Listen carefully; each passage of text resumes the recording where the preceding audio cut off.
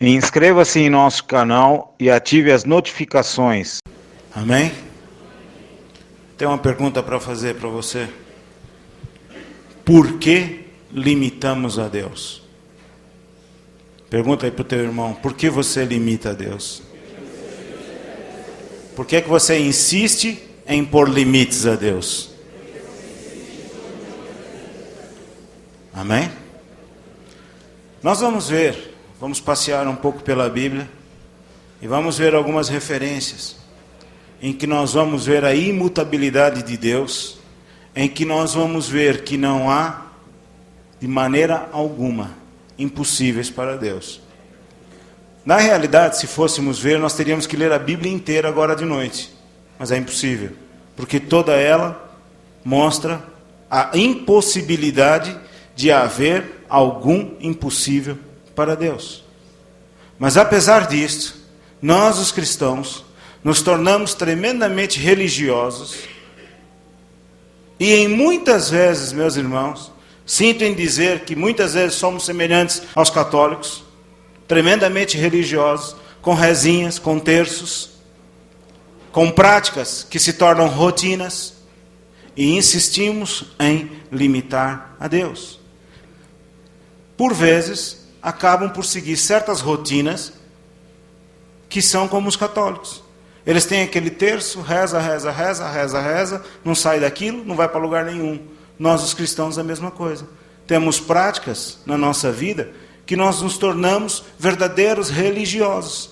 E estas práticas acabam por limitar a Deus nas nossas vidas. E muitas vezes acontece que em algumas pessoas isto é tão sério, que elas passam até mesmo a duvidar da palavra de Deus e passam a duvidar que a palavra de Deus é verdadeira. Elas continuam cristãs, continuam frequentadores de igreja, mas quando alguém fala a palavra de Deus para ela, ela balança a cabeça, sim senhor, mas por dentro ela faz, não senhor. Isto é muito bonito, isto funciona talvez para alguém, não para mim. Porque na minha vida, até hoje, não funcionou. E não funciona por quê? Porque nós somos os culpados. Somos nós que limitamos a Deus. Quantas vezes eu ouço em conversas, em aconselhamentos, em bate-papos com irmãos, com pastores e etc. Quão difícil é esta situação. Quantas vezes eu ouço isso. Quantos de nós aqui passamos por dificuldades na nossa vida? Levante a mão se tiver coragem. Agora mesmo, quem é que aqui tem uma dificuldade a ser vencida? Eu tenho. Isto, porque eu tenho uma dificuldade a ser vencida, não invalida a palavra de Deus. Porque eu tenho algo difícil a ser resolvido, não invalida a palavra de Deus. E nós vamos ver algumas situações em que era totalmente impossível que algo pudesse acontecer. Mas acontece que as pessoas que estavam ali à frente daquela situação tomaram uma decisão, não limitaram a Deus em hipótese alguma. E se você ouvir nesta noite esta palavra e guardá-la no seu coração, deixar que ela desça para o seu coração, eu tenho a certeza absoluta de que você também vai deixar de limitar a Deus. E vai esperar em Deus o tempo que for necessário para que isto ou aquilo que você precisa seja resolvido. Não importa o tempo. A Bíblia diz, em Êxodo 13, no versículo 17, Êxodo 13, 17, o seguinte. Eu vou lendo enquanto você abre a sua Bíblia e nós vamos ler novamente. E aconteceu que quando Faraó deixou ir o povo, Deus não os levou pelo caminho da terra dos filisteus que estava mais perto. Porque Deus disse, para que porventura o povo não se arrependa, vendo a guerra, e tornem ao Egito. Deus não os levou pelo caminho da terra dos filisteus que estava mais perto. Porque Deus disse, para que porventura o povo não se arrependa, vendo a guerra e tornem ao Egito. Irmãos, olha o que diz a palavra de Deus. Muitas situações na nossa vida não são alcançadas as vitórias na primeira, logo que oramos. Por quê? Porque Deus sabe o que é que vem adiante. Deus sabe o que vem depois. E da mesma forma, Deus nos tirou do Egito e nos está conduzindo para a terra prometida. E assim como aconteceu com aquele povo, havia um caminho muito rápido. Deus não levou, não conduziu este povo por este caminho. Ele foi por um caminho mais difícil, mais longo. Por quê? Porque muitas vezes há situações na nossa vida que fazem com que a gente queira desistir, que fazem com que a gente queira voltar atrás. Muitos exemplos na Bíblia nos mostram que pessoas, após receberem as suas bênçãos, receberem aquilo pelo qual tanto orou, depois não soube o que fazer com ela. Depois estragou a sua vida. Um caso, por exemplo, foi Ezequias. Ezequias foi um homem segundo o coração de Deus, foi um rei que seguiu os princípios de seu pai Davi, mas a determinada altura, Ezequias ficou doente. E Deus deu um recado ao profeta Isaías, vai lá falar com ele, e ele foi. E Isaías disse para Ezequias, põe em ordem a tua casa, porque morrerás. Quando Ezequias ouviu isso, virou para a parede e chorou diante de Deus. E mostrou os feitos que Ezequias tinha diante de Deus. Tudo que ele fez. E eu muitas vezes fico pensando, quais são os feitos que eu tenho para apresentar diante de Deus? Ezequias tinha o que lembrar diante de Deus. O que é que você tem para lembrar diante de Deus? O que é que você tem para lembrar diante de Deus? Ezequias tinha muitos atos de obediência. E Deus ouviu a oração de Ezequias e disse ao profeta, volte lá e diga para ele que ele já não vai mais morrer, ele vai ser curado.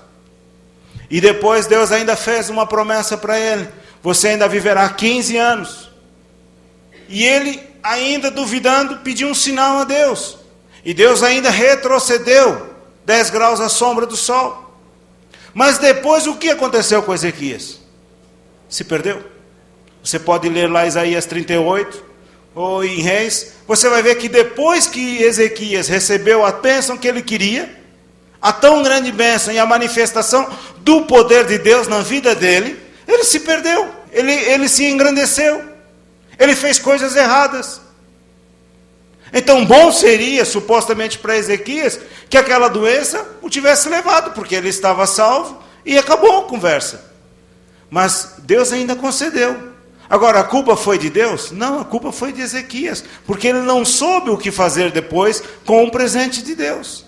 Então, pensando nisso, meus irmãos, nós podemos entender por que muitas vezes nós pedimos algo a Deus, que é tão importante para nós, tão sério para nós, e Deus não nos concede. Ele nos faz trilhar um caminho muito longo até conseguirmos. É muito comum a esposa, por exemplo, que é cristã, pedir a salvação do marido. E demora. Ou o contrário, o marido pedir a salvação da esposa e demora muito. Mas por que demora muito? Se Deus quer que toda a nossa casa o sirvamos. É que Deus sabe o que poderá acontecer conosco depois de nós atingirmos esta bênção. Quantas pessoas eu já vi que oraram pela salvação de familiares, da esposa, do filho, do marido e etc. E quando eles se converteram e começaram a vir à igreja, esta mesma pessoa deixou de vir. Já os seus afazeres, já não dá mais tempo para ela vir à igreja. Quantos casos eu enfrentei assim? De pessoas que já não tinham mais tempo. Aí o que acontece? Ela que foi o exemplo, passa a ser tropeço. Já começa a ser tropeço para essas pessoas que ela tanto orou. Então você veja, Deus sabia que se ele trouxesse o povo de Israel direto do Egito para a terra prometida, muitos deles iriam querer voltar para o Egito, iriam querer voltar para o mundo. Já conseguiu, já atingiu. Quantas pessoas que depois de atingirem um objetivo ficam insatisfeitas? Estão sempre atrás de novos objetivos, atrás de novas coisas para fazer na sua vida. Muitos lutam para ter dinheiro, quando tem dinheiro não sabe o que fazer, fica insatisfeito. Outros que têm ministério, lutam para ser pastores, conseguem ser pastor, Deus dá uma igreja grande, depois não sabe o que fazer. Quantos amigos meus, colegas meus de ministério enfrentaram por isso? E quantos pastores eu vejo hoje que tem igreja grande e não sabe o que fazer? Homens de negócios, empresários, conseguem atingir empresas grandes e não sabem o que fazer. Então Deus nos faz rodar muito para que a gente não chegue à primeira, porque se chegar lá, depois não sabemos o que fazer. Mas independente disto, nós vamos ver que não há impossíveis para Deus. Não há. Pode ser que demore, mas não há impossíveis para Deus. A grande questão, meus irmãos, é que nós temos que ser altamente pacientes e saber esperar e não julgar. É muito fácil. Sabe que no meio evangélico há um mal, confesso, é o mal do julgamento. Olha para a pessoa e já logo julga. Já logo julga. O povo julga o ministro de louvor ou o louvor. O louvor julga o povo. O pastor julga o povo julga o pastor. O irmão julga o irmão, a irmã julga a irmã. E fica uma panela de julgamentos como se fosse um tribunal. Como se fosse um tribunal. Ah, eu não me relaciono com aquele porque aquele lá é meio esquisito. Já falou com ele? Não, nunca falei. O dia que fala, meu Deus, que bênção de irmão. Quanto tempo eu perdi? Julgamento. Nós perdemos muito tempo com estas besteiras. E todas estas coisas limitam a Deus. Muitos de vocês estão me julgando agora. Ah, já riram porque peguei no flagra. Estão me julgando. Eu vejo pelas caras. Uns me olham assim com cara de bolacha, outro com cara de sei lá o quê. Eu não estou falando para irritar vocês, não, irmãos. É porque isto é típico do ser humano. Só que o ser humano, para ele, só há um remédio: cruz. Só há um remédio: cruz. Cuidado, ainda há tempo de você se arrepender. Porque aquilo que Deus tem preparado para você hoje, está rodando por aqui. E se você souber se comportar, é como o pai com a criança. Ó filho, se você se comportar bem, o pai dá aquilo que você quer. Deus é a mesma coisa. Abra sua Bíblia. Vamos primeiro para 1 de Reis 17. Algumas referências são meia compridas, mas é importante que a gente leia. 1 Reis 17, vamos ler alguns versículos.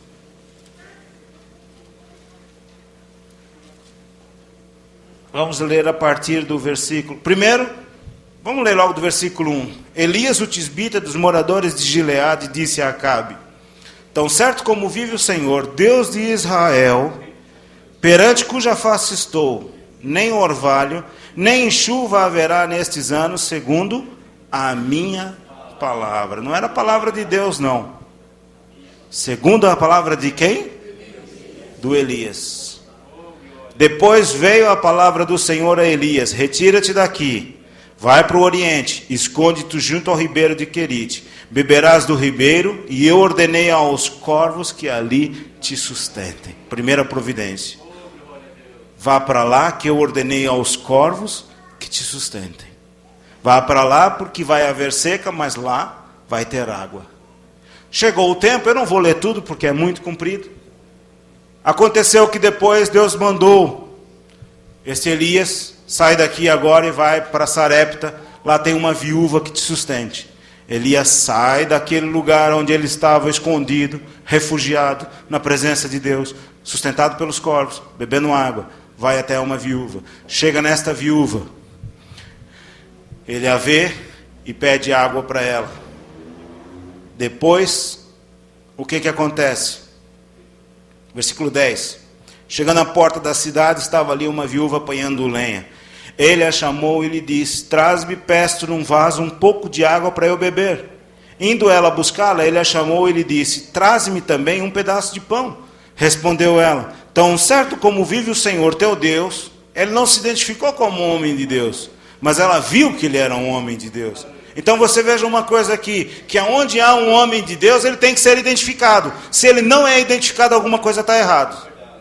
Um homem de Deus, uma mulher de Deus, tem que ser identificado como tal, tem que ter uma identidade. E as pessoas, ao olhar para você, tem que ver que você é diferente. Ninguém pode olhar para você e não ver nada. Porque a Bíblia diz que nós somos o quê? Luz no meio das trevas. E somos sal para salgar. Então nós temos que fazer a diferença. Respondeu ela: tão certo como vive o Senhor teu Deus, não tenho nenhum bolo, senão somente um punhado de farinha numa panela e um pouco de azeite numa botija. Vês aqui, apanhei 2 cavacos, vou prepará-lo para mim e para o meu filho, a fim de que o comamos e morramos. Elias lhe disse: não temas. Elias lhe disse: não temas. Diga comigo: não temas. Olha para o seu irmão ao seu lado: não temas. Vai, faze como disseste, porém, faze disso, primeiro para mim, um bolo pequeno e traze-mo aqui fora, depois o farás para ti e para o teu filho. Se fosse nos nossos dias, a Globo já anunciaria: profeta malandro extorque a viúva. Logo seria isso. Esse profeta seria preso, estaria no Carandiru, apanhando dos outros, porque extorquiu a viúva, tadinha dela. Pois assim diz o Senhor Deus de Israel: a farinha da panela não se acabará, e o azeite da botija não faltará. Até quando? Até amanhã? Até o dia em que o Senhor dê chuva sobre a terra. Essa mulher sabia que dia era esse? Não, ela não estava lá quando ele profetizou para Acabe. Foi ela e fez conforme a palavra de Elias. Assim comeu ele, ela e a sua casa, quantos dias? Quantos dias? Versículo 16, da farinha da panela, a farinha não se acabou, e da botija o azeite não faltou, conforme a palavra do Senhor falada por intermédio de Elias. Vamos para o versículo 18, capítulo 18, versículo 17. Mais uma provisão de Deus. Vendo Acabe a Elias, disse-lhe: és tu perturbador de Israel? Quantas vezes você já ouviu isso na sua vida? Que fama é esta? Que boa fama é esta? As pessoas olham para os cristãos e dizem: lá vem o perturbador. Aonde ele chega, fica tudo agitado. Não é normal. Ele só sabe falar desse Deus dele. Pode ver que quando a gente está aqui num grupinho contando piadas, falando do jogo, falando disso, falando daquilo, falando da mulherada, ele chega, a conversa acaba. Ninguém mais tem graça de falar diante dele. És tu, perturbador de Israel? Ou você é daqueles que chega e se ajunta na rodinha? Eu também tenho uma piadinha. És tu o perturbador de Israel? É claro, nós temos que ser a diferença, irmãos. Este homem, Elias, naquela época dele, era o único que fazia diferença, não havia mais nenhum. Todo Israel, o povo de Abraão, estava corrompido em pecados, servindo aos deuses estranhos. Havia 450 profetas de Baal e 400 profetas de Azera. 850 mal acabados que trabalhavam a favor de Satanás. E só Elias, o único, se levantou com coragem para confrontar aquilo que lá estava. Hoje, nos nossos dias, nós estamos precisando de Elias, que se levante e confronte a pouca vergonha que está na igreja evangélica, principalmente aqui neste país chamado Brasil. Precisa de Elias, que não se conforme com os shows e com os teatros que se apresente, mas que se levante e conclame ao povo de Deus, que se levante e se transforme em verdadeiros adoradores, que adorem ao Senhor em espírito e em verdade. É isto que estamos precisando nos nossos dias. Então, irmãos, nós vemos aqui, mais uma vez, um homem que tinha o poder de Deus sobre a vida dele, e que desafiou aquela turma que estava ali. E ele desafiou a este povo dizendo: nós vamos ver o Deus que responder com fogo, este é o verdadeiro Deus. E Elias mandou que eles fizessem o holocausto deles, mandou que eles fizessem, preparassem tudo. E eles fizeram e começaram a se flagelar, começaram a se matar, começaram a se bater e nada aconteceu. Elias ainda foi sarcástico, ainda chegou ali e tirou o sarro deles. Mas aí Elias vai e faz: agora é a minha vez. Mandou preparar o holocausto, mandou restaurar o holocausto, colocaram as pedras, fizeram todo o restauro. Elias, não contente com aquilo tudo, ainda para provocar mesmo, vai e joga água em cima da lenha A água era tanta que desceu ainda pelos regos ao lado. E Elias vai e faz uma oração com uma ousadia tão grande, versículo 37 deste mesmo capítulo. E ele diz assim, vamos ver o versículo 36. Quando chegou a hora da oferta de cereais, o profeta Elias aproximou-se e disse: o Senhor Deus de Abraão, de Isaque e de Israel, manifeste-se hoje que tu és Deus em Israel, e que eu sou o teu servo, e que segundo a tua palavra fiz todas estas coisas. Responde-me, Senhor, responde-me, para que este povo conheça que tu, Senhor, és Deus, e que fizeste voltar o seu coração. Passou ali, fecha a conta. Responde-me, Senhor. E Deus ouviu esta oração? Deus ouviu esta oração? Ouviu ou não? Ouviu. Olha o versículo 38. Então caiu fogo do Senhor e consumiu o holocausto, a lenha, as pedras e o pó. E ainda lambeu a água que estava no rego.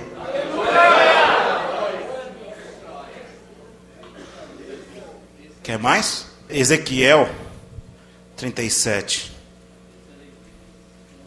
Ezequiel 37.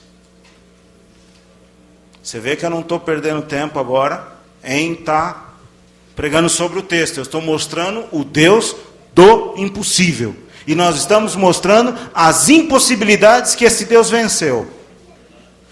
Ezequiel 37, versículo 1 a 14, o vale de ossos.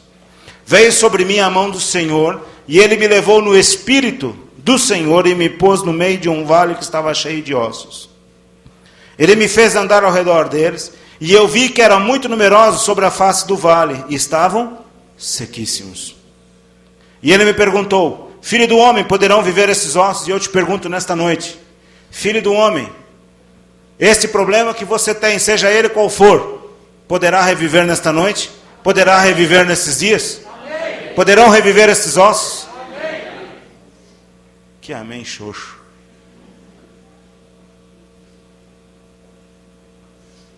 Poderão reviver esses ossos? Amém. O profeta foi mais sábio do que nós. Porque nós logo dizemos amém, porque já conhecemos o resto da história. Ele naquela época ele não tinha o livro de Ezequiel para ler. Ele estava escrevendo o livro.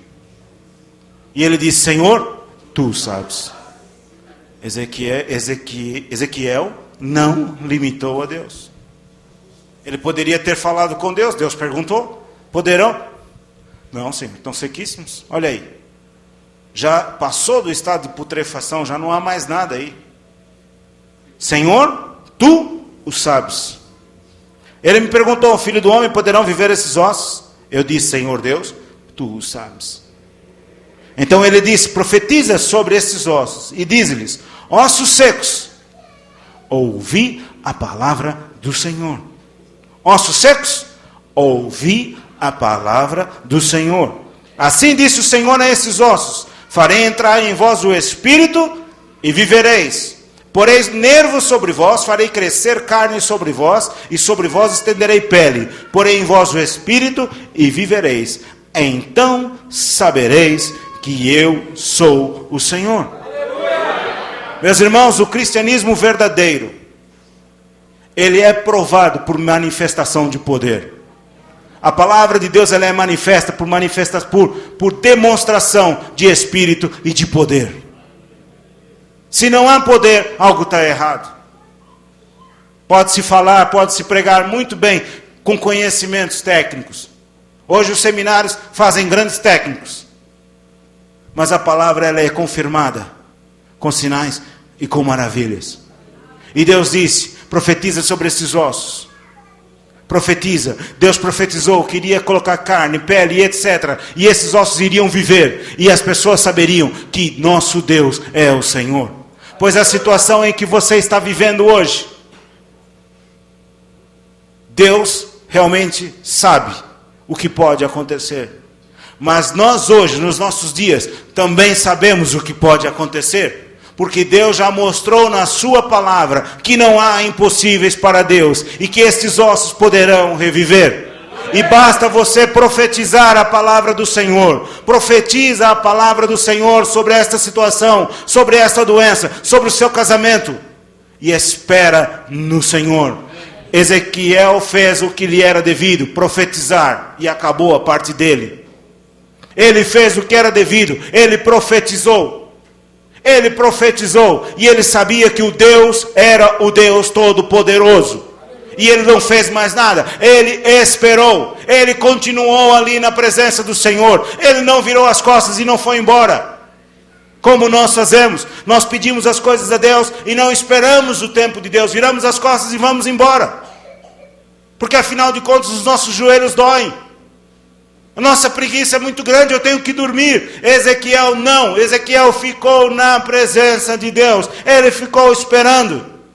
Portanto, profetizei como se me deu ordem. Enquanto eu profetizava, houve um ruído, um barulho, e os ossos se ajuntaram, cada osso ao seu osso. Olhei e vieram nervos sobre eles, e cresceu a carne, estendeu-se a pele sobre eles, mas não havia neles espírito. Então ele me disse, profetiza ao Espírito, profetiza ao Filho do Homem, e diz ao Espírito, assim diz o Senhor Deus, vem dos quatro ventos ao Espírito e assopra sobre esses mortos, para quê? Para que vivam. Profetizei como ele me ordenara. Então o Espírito entrou neles e viveram, e se puseram em pé um exército grande em extremo. Esta bênção veio por partes. Primeiro ele profetizou, os ossos se ajuntaram, cresceram a carne, os nervos, etc. Forrou de pele, mas tinha um exército morto, inútil para o Senhor. E Deus ainda deu mais uma ordem. Profetiza novamente. Profetiza ao Espírito. Talvez, meu irmão, você já tenha orado, você já tenha profetizado aos ossos, e você parou. E está ali um cadáver à sua frente, imprestável, não serve para nada. Continua profetizando, porque o Espírito de Deus virá e fará com que se levante um exército grande em extremo. Profetiza, profetiza, porque há um exército grande em extremo sobre a sua vida, para vir uma bênção grande em extremo. Nós queremos bênçãos, queremos. Como os cristãos gostam de bênçãos. Mas bênção ela é provocada. Receber bênção tem custo, tem preço. As igrejas normalmente os pastores perguntam, quem veio aqui receber uma bênção? Eu. Bênção tem preço, tem custo. Bênção é provocada. O reino de Deus é conquistado à força, não é conquistado de qualquer maneira. É preciso esforço para entrar no reino de Deus. Para você conseguir alguma coisa na sua vida, é preciso esforço. Então você vê como é que a parte do louvor é mais gostosa? A parte do louvor é mais gostosa. Por quê? Porque a gente louva, tal, etc. Manifesta, mas pronto. Quando vem a palavra, ela vem para mexer com a gente. Ela vem para mexer com o nosso brio. Ela vem para mexer com a nossa preguiça. Ela vem para mexer com o nosso esforço. Para nos mostrar que não é de qualquer maneira que conseguimos as coisas. O evangelho barato que se prega nos nossos dias, o evangelho da oferta, o evangelho da prosperidade faz com que tudo se torne fácil. Não é preciso orar, não é preciso jejuar. Basta você ter fé e buscar e acabou. É verdade que a fé funciona. Se tem uma pessoa que acredita no poder da fé, sou eu. Eu prego sobre fé, eu vivo sobre fé. Mas só fé não chega. Fé faz parte de um contexto. Não é só fé, a fé realmente ela agrada a Deus. Sem fé é impossível agradar a Deus. Mas não, a Bíblia não é só este versículo. A Bíblia diz também que nós temos que orar, nós temos que lutar, nós temos que prevalecer sobre os nossos inimigos, nós temos que profetizar. Profetizar o que é? É você dar o recado de Deus, é você falar a palavra de Deus. Então você tem ossos secos à sua frente, profetiza a palavra de Deus. Não profetiza sentenças de morte, já está morto. Vai profetizar o quê? Quantos irmãos ficam, que dificuldade, que dificuldade. Alguns têm a coragem de dizer, eu já não tenho mais força para orar. Eu não tenho força para ler a Bíblia. Que isso? Como é que um cristão que se diz nascido de novo não tem forças para orar, não tem forças para ler a Bíblia, diante de um problema, diante de um monte de ossos? É você dizer a eles, olhe, vocês são maiores do que o meu Deus. Por que nós Limitamos a Deus quando nós o chamamos de mentiroso. Quando é que nós o chamamos de mentiroso? Quando não cremos na sua palavra. Quando dizemos a situação que ela é maior do que o nosso Deus. Quando nós dizemos a morte de que ela é maior do que o nosso Deus. João 11, do versículo 1 até o 45, conta a história de Lázaro. Que história poderosa é esta? Lázaro, um homem, amigo de Jesus, estava enfermo. Mandaram chamar a Jesus. E Jesus, propositalmente, ainda demorou alguns dias. Propositalmente, porque ele disse, esta morte, ela não é comum. Esta morte é para a glória de Deus. Ela não é uma morte comum. Esta morte é para entrar para a história. E vai servir de ajuda para toda a igreja por toda a eternidade. E Jesus demorou propositalmente. Passado 4 dias, Jesus se dirige. Vamos embora. Que Lázaro dorme. E os discípulos, iguais a nós, se dorme, vai acordar. E Jesus virou para eles e disse, já morreu. Lázaro já morreu. Por que Jesus não disse antes? Porque Jesus sabia o que ia acontecer, então ele já estava dizendo o que ia acontecer. Ele está dormindo. Se dorme, vai acordar. Jesus disse, não, vocês têm que entender um pouquinho melhor. Ele já morreu. Mas vamos lá, porque o meu Pai vai ser glorificado nessa história. Vamos lá. E ele foi. Chegou lá, veio Marta. Jesus, se tu tivesses aqui, ele não teria acontecido. Marta, ele vai ressuscitar. Eu sei, no último dia. No último dia ele vai ressuscitar. Não, Marta, é agora. Eu não disse que se creres, verás a glória de Deus? Aí veio Maria. Senhor, se tu tivesses aqui, ele não teria morrido. E Jesus conta a mesma história. Foi lá ver. Jesus ficou emocionado com aquela situação daquele povo. Viram os milagres de Jesus, viram a manifestação do poder de Deus através de Jesus.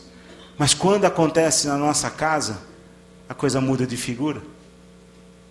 Marta, Maria já tinha visto o poder de Deus sendo manifesto através de Jesus na casa dos outros. Quando viram o poder se manifestando dentro de casa, a situação dentro de casa parece que muda. Os cristãos são assim. Quando é na casa dos outros, oh glória, aleluia, que Deus poderoso. Eu sabia que Deus ia fazer. Mas quando a situação acontece dentro da nossa casa, será que Deus pode resolver essa situação? Bate uma dúvida, mas por quê? Não é o mesmo Deus? Não é o mesmo Deus? E o que aconteceu? Jesus ainda insistiu com aquelas duas, com Marta e com Maria. Não te hei dito que se creres, tu verás a glória de Deus? Vira para o seu irmão e diz para ele, meu irmão, se creres, tu verás a glória de Deus. E o que aconteceu, irmãos? Você está com a Bíblia aberta, não precisamos nem ler agora. Lázaro continuou morto, não foi? Não. Jesus chegou ali e mandou que eles fizessem ainda algumas coisas. Nós precisamos estar atentos com as instruções que Deus nos dá. Muitas vezes nós damos as coisas por garantidas. Há muita gente querendo o avivamento e orando por esse avivamento. Mas é uma oração assim muito curta. Quando ora está bom. Alguns só desejam. Mas o avivamento, meu irmão, minha irmã, o avivamento só virá quando nós de verdade importunarmos o trono da graça dia e noite, com choros e com lamentos. Aí o avivamento virá. A gente quer as coisas, mas a gente não importuna o trono de Deus. Elias importunou o trono de Deus. Ezequiel importunou o trono de Deus. Nós temos que importunar o trono de Deus. Nós temos que incomodar a Deus. Olha Deus, estou aqui.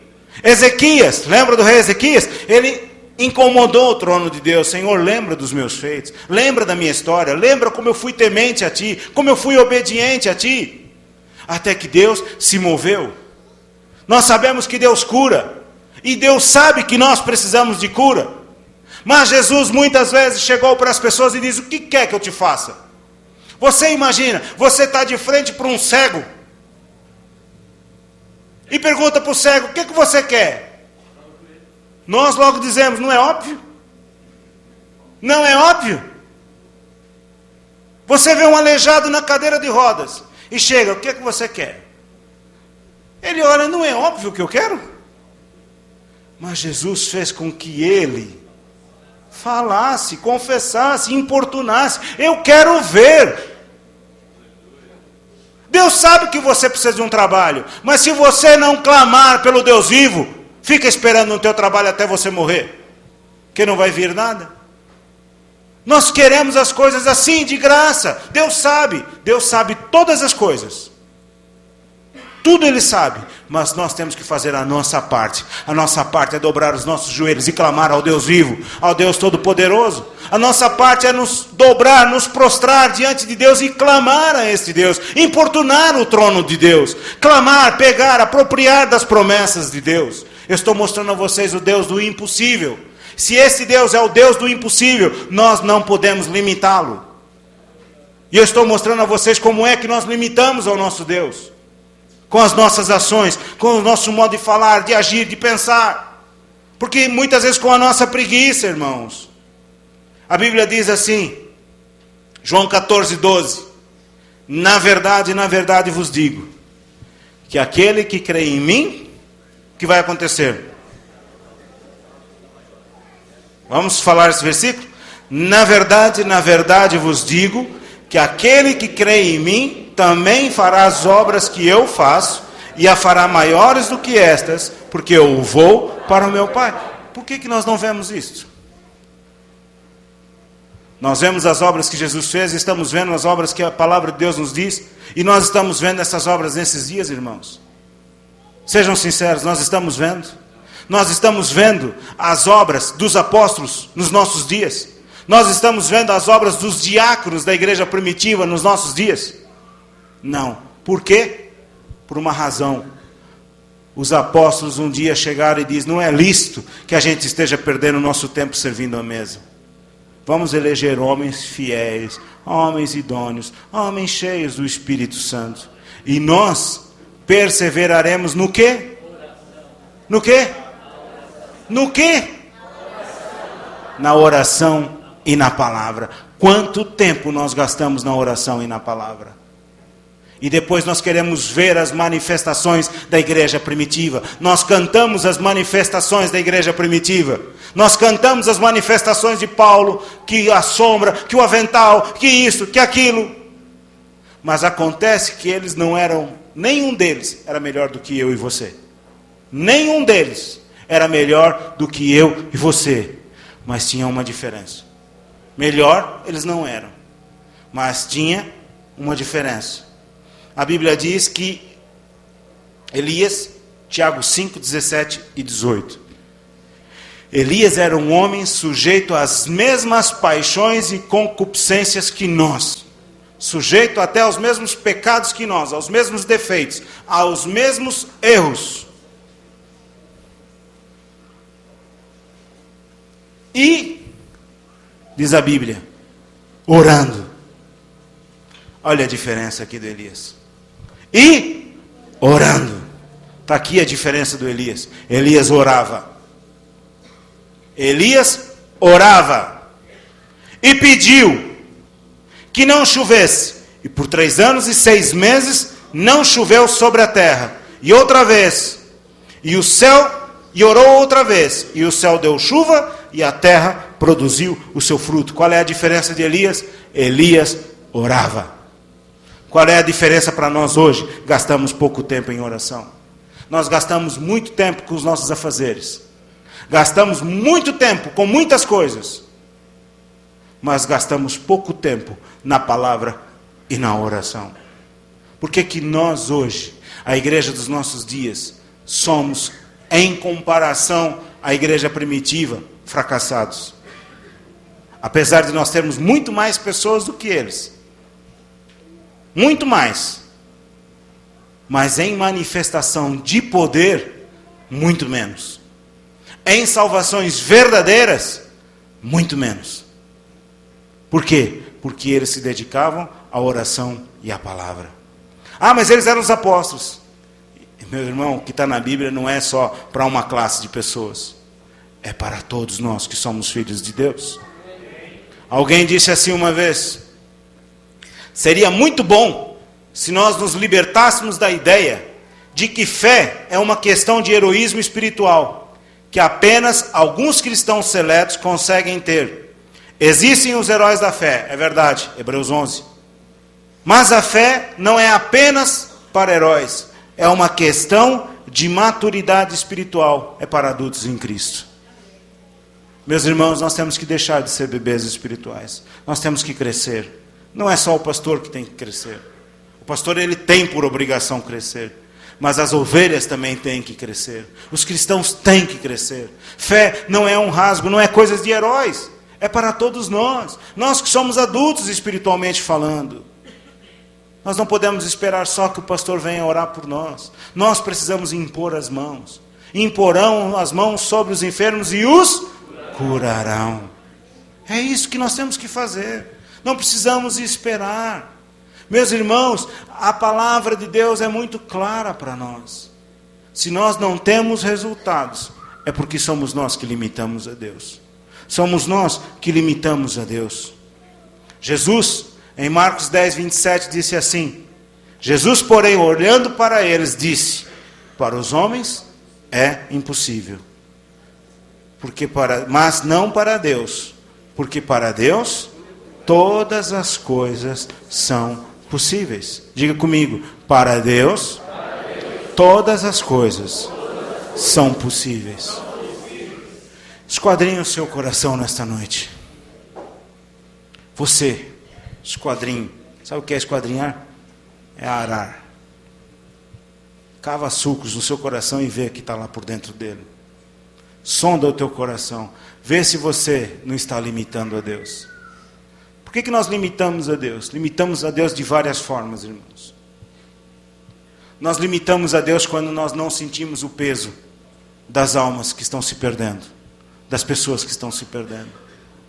Quando nós olhamos e pré-julgamos as pessoas e dizemos que elas não querem nada com Deus. Nós limitamos a Deus pela nossa falta de oração. Pense um pouquinho. Você gosta de orar? Não precisa responder. Você gosta de orar? Orar, irmãos, não é aquela oração de 2 minutos antes de sair de casa. Orar não é dar graças à mesa, quando vai comer o almoço ou o jantar. Orar não é aqui na igreja. Orar é algo que é uma vida diária, comunhão com Deus, falar com Deus, diariamente. Prostrando-se aos pés de Deus, no seu quarto, em secreto, quando ninguém está vendo. Louvor é tremendamente bom. Participar do grupo de louvor. Pregar é excelente. Como eu já tive dos dois lados, eu sei o que é melhor. Mas acontece, eu já fui do louvor, hoje sou pregador. É bom, todo mundo está vendo. Todo mundo vê. E como é bom receber tapinha nas costas. Nossa, como você cantou bem hoje. Nossa, como você pregou bem hoje. Oração ninguém vê. Oração ninguém sabe quem são os oradores. Disse que o apóstolo Tiago, quando morreu, tinha calos no seu joelho, de tanto que ele orava. Sabe que são esses os que têm maior valor diante de Deus? Aqueles que oram são os que mais têm resultados. Nós precisamos gastar mais tempo na presença do nosso Deus. Será que outra coisa que limita a Deus são os desejos pelas coisas do mundo? Ter prazer nas coisas do mundo. Gastar tempo demais nas coisas do mundo. É preciso descansar? É claro que é. É bom relaxar? É claro que é. Mas quando o relaxamento se torna relaxo, 5 horas, 6 horas, 7 horas, na frente de uma televisão, jogando bola, sei lá, fazendo qualquer coisa, tudo isso está tomando tempo que nós devemos ter com o nosso Deus. Essas coisas limitam a Deus. Por isso que não recebemos respostas da nossa oração. Por isso que oramos e não temos nada, não recebemos nada. O que mais? Será que o meu desejo pelas coisas do mundo já não existe? Eu odeio o pecado ou ainda tenho prazer no pecado? Como é que é a tua relação com o pecado? Porque o pecado é gostoso. Há muitas coisas que é pecado e é bom, traz prazer. Mas nós como cristãos temos que odiar o pecado. Por quê? Porque Deus odeia o pecado. O pecado, ele traz separação entre o homem e Deus. Qual é a tua relação com o pecado? Você se sente cheio do amor de Deus? Ou como eu já disse agora há pouco, ou você é cheio de julgamentos, de pré-julgamentos, de pré-definições acerca das pessoas? Qual é o teu relacionamento? Se aqui na igreja, irmãos, que é mais fácil de nós nos relacionarmos, que aqui todo mundo é santo, que todo mundo é santo, todo mundo é perfeito aqui dentro, pelo menos enquanto dura o culto. É o que nós cantamos e é o que nós pregamos. Depois que sai, aí a coisa muda de figura. Como é que é o nosso relacionamento uns com os outros? Nós temos amor pelas pessoas? Nós temos amor pelas vidas perdidas lá fora? Como é que é isto? Ou será que nós só pensamos em nós mesmos? O egoísmo impede a manifestação do poder de Deus. Agora vocês ficaram tão quietos. Não é brincadeira, irmãos. Quais são os impedimentos? Como é que nós limitamos a Deus? Será que há alguma coisa oculta, qualquer pecado secreto na sua vida, ou você de fato vive uma vida santa? Por vezes as pessoas dizem, ninguém é perfeita, mas a palavra de Deus diz, sede perfeitos como é perfeito o vosso Pai que está no céu. Achou-se uma desculpa, que eu também usei durante muito tempo, estamos em obras, e verdade, nós estamos. Mas nós temos que apagar esse luminoso, estamos em obras, e temos que acender somos perfeitos porque o meu Deus é perfeito. O que mais? Será que eu sou capaz de saber realmente e de discernir se as minhas orações são atendidas? As suas orações são realmente atendidas? O que é oração? É aquilo que nós colocamos diante de Deus e no dia seguinte nós lembramos. O que não é oração? Aquele tempo que você passa diante de Deus e fala, e no dia seguinte você nem se lembra do que falou. Mas eu orei. Não, você falou. Você falou, você perdeu o seu tempo. Oração é aquilo que nós falamos diante de Deus e no dia seguinte nós nos lembramos. Pense um pouquinho nisso, irmãos. Esquadrinhe o seu caminho, esquadrinhe o seu coração.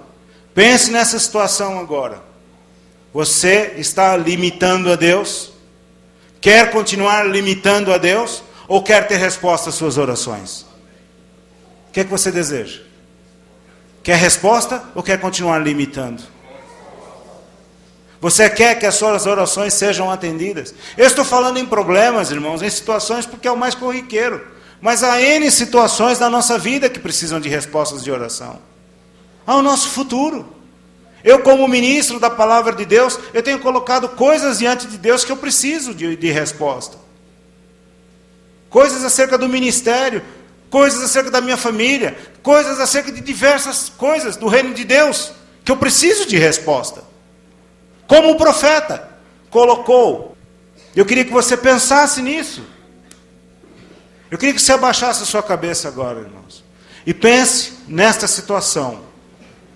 Você quer continuar limitando a Deus ou quer ter as suas orações respondidas? Você viu quantas coisas faz? Afinal de contas, nós estávamos um pouco assim, pensando que era só algumas coisas, a falta de fé que limita a Deus. Não é não. Não é não. Porque fé é muito fácil até de ser resolvido. Fé vem pelo ouvir da palavra de Deus. Quanto mais você ouve, mais fé você tem. Sabe que fé é uma situação muito fácil de resolver. Quanto mais você ouvir a palavra de Deus, quanto mais você ler, quanto mais meditar, ocupar a sua mente com a palavra, a fé virá. Então você veja que a fé, de todos os obstáculos, é o mais fácil de se resolver. Mas há outras coisas que dependem de nós. Há outras coisas que dependem profundamente de nós. Será que a sua crença em Deus é real? Será que o seu Significado de cristão na sua vida é real. Você realmente é um crente, um Cristo em ponto pequeno.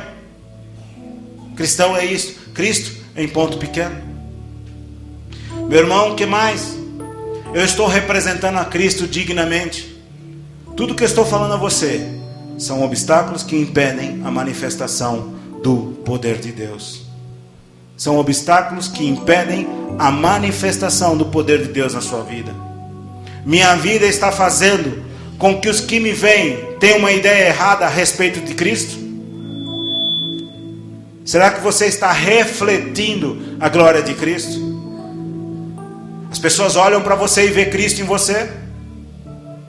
Consinto que Deus sonde e ponha a minha vida em prova.